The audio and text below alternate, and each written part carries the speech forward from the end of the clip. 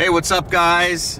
John Cristani here, headed to Newport Beach to meet up with my buddy, multi-millionaire internet marketer, total beast mode, Jason Capital. Really excited to go out and meet him. We're gonna be trading some tips, and tricks to figure out, you know, how we can both improve each other's businesses. Now, we're gonna be jet skiing today, and we're gonna be doing a few other interesting things, so come along for the ride and let's have fun. How about you? What is it? I heard you were the douchiest, we're gonna be calling you the douchiest marketer in the world. Mom, I made it. We're gonna do football jet skiing. We're doing football jet skiing. Oh my god. So, sweet, awesome stuff. Stoked to talk to you about just kind of like marketing and how you've been able to create such a empire. My focus, I talk about all the time, my favorite word in the world is Kaizen. I'm always focused on constant, never-ending improvement, just get a little bit better each day.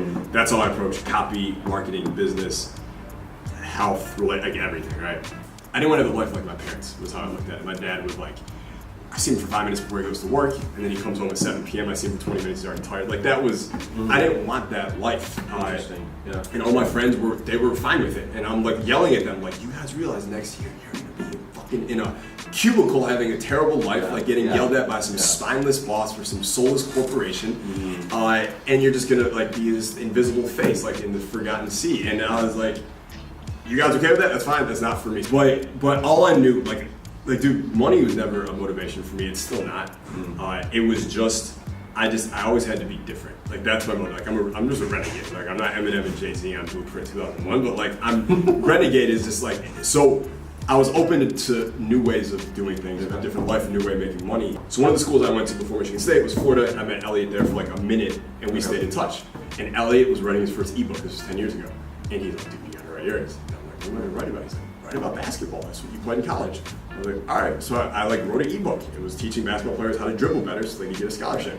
And I put it on a website, like a WordPress site, and I didn't know about ClickBank, right? So I just used the PayPal button and just embedded it right in the page. Copy was terrible, offer was terrible, the book was $14.95, and I put it up October 31, 2008. It was Halloween, and I was like, I'm gonna put this up, I'm gonna go party and enjoy Halloween, I'm gonna come back November 1, and I'm gonna be rich. Right, because that's what everyone thinks. Yeah. So You put it on ClickBank? no, it was just on PayPal. Oh, PayPal. It was just PayPal. So I did put it up that night, and I did go out and party, but I did not get rich. You're like, Yeah. where are my sales? Like, 2 out of 3, yeah. So I checked like the WordPress stats, and like I didn't know about traffic. I posted like a link in a forum, and I was like, yo, that's the secret, right? That's it. And like 12 people visited the page, no one bought. And I was like, I just gave up immediately, dude. 4 months later, it's like February, I get a call from my boy Ryan McGinn, who does some online stuff also now. And Ryan's like, dude, there's this seminar you have to go to. It's called the Underground Online Marketing Seminar by Yannick Silver. And there's a scholarship for young entrepreneurs. And you have to be under 25. Ryan was like 26, but I was 20. He's like, apply. I'm like, sure. So I applied, and I don't get it. Right? It was like 10 people. I don't get it. But the week before the event, I get a call from the coordinator, and she's like, hey, bad news, good news. Bad news, you know, win. Good news, you were number 11, and number 10, she was this chick from Pakistan, and she couldn't fly in. Her country wouldn't let her come to the States. No way. Do you want it? I'm like, yeah, I fucking want it. Yeah. So I get the scholarship, beg my parents for money for a plane ticket. I got like $200 for the plane. So I go, didn't have a place to stay. But there I met a bunch of smart fucking people, smart marketers. And one of them was Craig Valentine. And Craig took me aside, and he like, just like on a piece of paper like that, he was like, he saw it in my ebook, and he was like, I know it's not selling, it's terrible. Let me tell you what to do. He's like, you do, like, very simple, like you know the whole napkin story, like it was like that. It was just, he's like, he wrote on, he was like, do this, do this, do this. So I went home, and I just did what he said. I didn't try and outsmart my mentor, I just did what he said. Yeah. And we went from zero, I didn't make 100, I went from 0 to 20 grand a month immediately. I go in the car, I find my like most banging like Rick Ross track, and I like turn it as loud as it goes, I put all the windows down, and I drive slowly through the entire college campus so everyone knows I'm a fucking boss now. I was in a Jeep Liberty. Nice. Yeah, the most boss car on the planet, yeah. So what I did was I took the first 20 grand, and I went on Craigslist, and I searched for used cars that were convertibles, and I bought a 2004 Audi A4 Cabriolet. Yeah, beige interior, beige exterior, convertible. I went to the guy. I went to the lot and bought a drop, like a Paul Wall song. it was so gratifying for me, like beyond like the rational reasons, just by like the emotional reasons being that all my friends, no one thought I could do it. Everyone thought it was stupid. Yeah. I like, because you lock yourself in your room when you're like launching a product, right? My dorm room at the time, and everyone's like, "What are you doing? Stop being a loner. This isn't gonna work. Just come party with us for one night." Like all the shit you hear from people around you, and just the fact that I did it and I made money so quickly. And I go to class one day, and I park my Audi convertible, and my teacher parks next to me in her beat up 1993 like Toyota Camry, and we both get out and we make eye contact, and I'm like, yeah, I'm done. And I just went back in my car, did not go to class, I dropped out. That was like my dropout moment. I'm like, don't take money advice from broke people. Why am I paying this woman to like, it just didn't make any sense. I was like, I'm done. How did you keep motivation, or maybe you lost it? When I was 25, 26, I was making like 300 grand a month, working like 10, 20 hours a week. Nice. And 10, 20 hours a week. Yeah. 300 grand a month. I would just. That's great. I wake up, my whole business was an email newsletter that I sent every day. So I wake up, I spend like a good hour writing one newsletter every morning. Fresh one that not like an autoresponder or anything. And then we just had products that we sold, and that was like the whole business. It was so, I can't do that anymore. It was so simple back then. I strongly believe that environment is destiny. And who you're around is like, you know, we all know the fucking, right? Show me your friends and I'll show you your future. You're the sum of the five people you hang around. Your network is your network. There's so many cliches about this. People get it, but they don't live it. And it really is, I think it's destiny. So when I was 20, like you mentioned hang arounds, that you're part, like I was like the same enablers and people in Vegas. And it's a bad environment. What got me out of it was going back and spending time with the people who were fucking making my 300 grand a month. Like if they made 300 grand a month, they would probably, they wouldn't kill themselves, but they might consider it. Like people who are making that much more money. Because when I go and hang out with them, I feel small again, right? I feel like, fuck, I'm fucking up right now. I felt like I was in a hole and I couldn't pull myself out. The only way was I had to put myself in environments around people who are way ahead of me, knowing that just their presence, they don't need to say anything to me. Just being fucking around them in person is gonna lift me up and fucking screw my head back on straight, which it did. When I would go through hard partying phases, the first part of it is you're like, this is fucking fun, right? You're like, this is a good time. You're like, because you're like fucked up. You're like, man, how could anyone not want to do this? You're like, this is so great, right? Then you start waking up feeling like shit every morning. You're like, okay, I kind of get the negatives of it. But like the first part's good, and then as you keep doing it, you start like, why? You start talking to yourself like, why am I doing this? And like now it's become a pattern. It's not something you actually want to be doing. And when that was happening, I was like, I need to take like some violent action here to like stop this in those tracks. And that's what violent action. Yeah, like that. I would put myself in those like.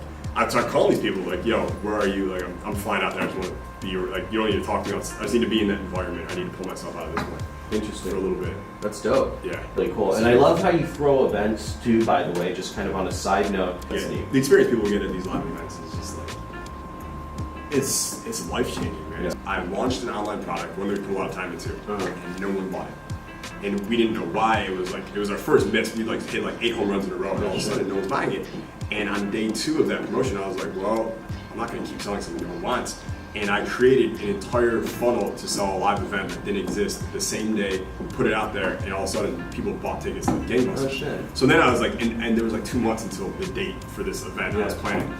So we had to like scramble to like put this shit together. We have to set it up. And that was in November, and the event was in January in Las Vegas. Wow. And there was like 250 people at the first one, and we rocked it. Like it was great.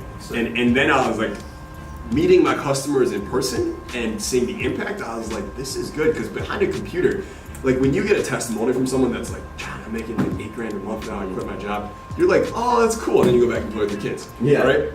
But when you hear it like in person, it actually, you get some juice from it, because it's actually, you see it, you hear it, you see the smile on their face, the tone of their voice, and it doesn't come through online, and I just think, I don't know how else to get that without in person.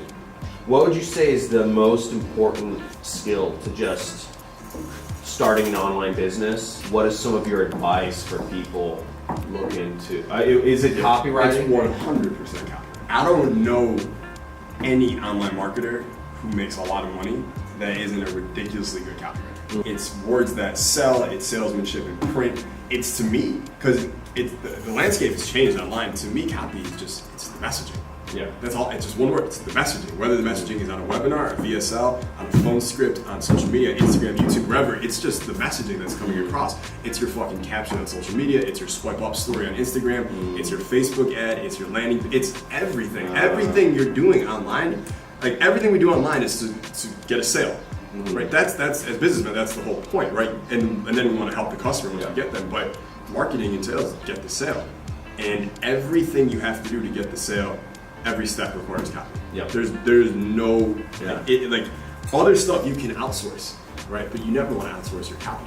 What are the mistakes people make in just doing messaging? Like one of the worst things you do if you're ever speaking on stage or on a webinar or something is to say something like, or on a video you go, now listen, I want you guys to, the minute you say you guys, because it's one person watching in a bunch of different locations, but that one person watching, you just gave them permission to not pay attention because they're like, oh, it's the bystander effect. They're like, oh, they'll pay attention. I can zone out for a second. You want to treat everything one-on-one. You want to treat it like you're in a closed room, doors are closed, like me and you, there's no one else here. There's no one on the outside, there's nothing else is here, and no one's ever going to know what we talked about here.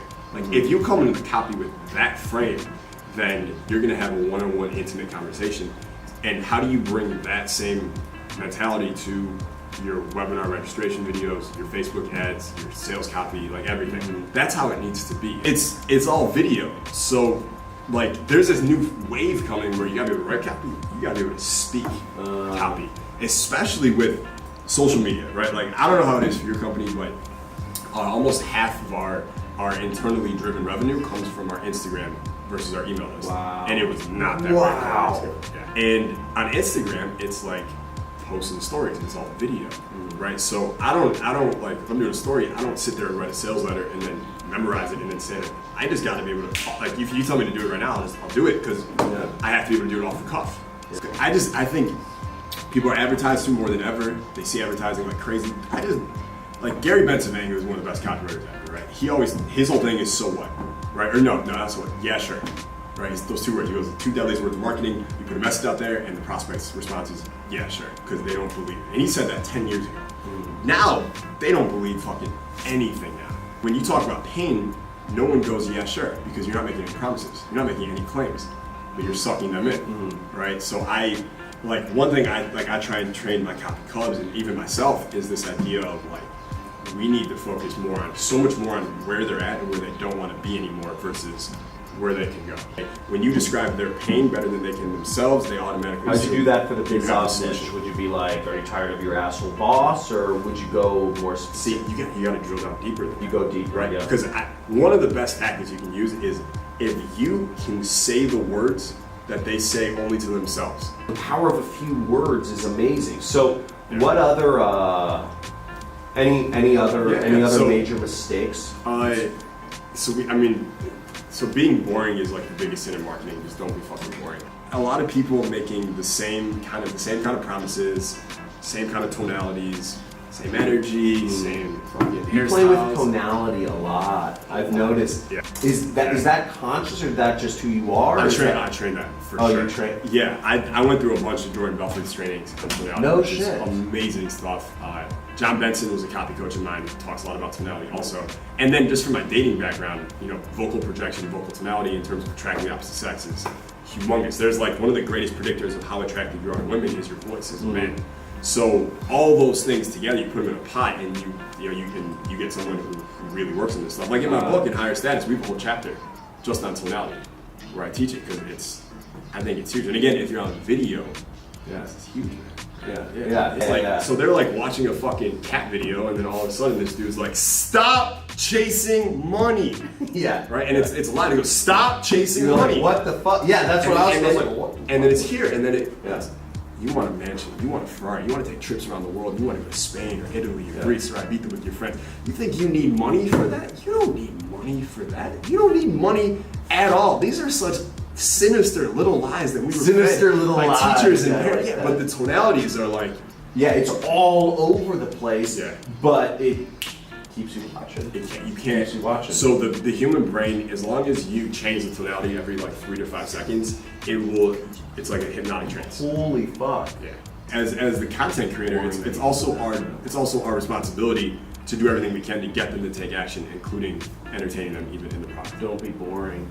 Don't be fucking boring. Yeah. So any more mistakes, or maybe one more mistake? Copywriting mistakes? Yeah, I mean, the obvious ones that I think are the most important, because I think they're the biggest leverage, like the creative ones, and it's writing every day. Most people you gotta write every fucking day. When I write copy every day for at least an hour, usually more. I really believe in the principle of Kaizen. I really want to be the best possible persuader or copywriter I can possibly be.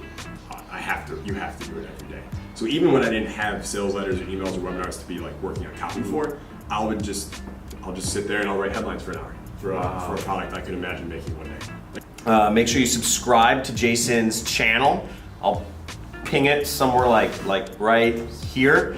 And make sure you like, subscribe, and if you guys have any questions for how to get better in copyright, or what was actually, here's a good one. What was the #1 tip that you got for becoming a better copywriter or a marketer from this video? So let me know in the comments below.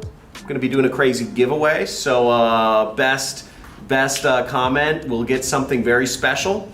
And thanks for hanging here, dude. You're a beast. It was a good time. Yeah.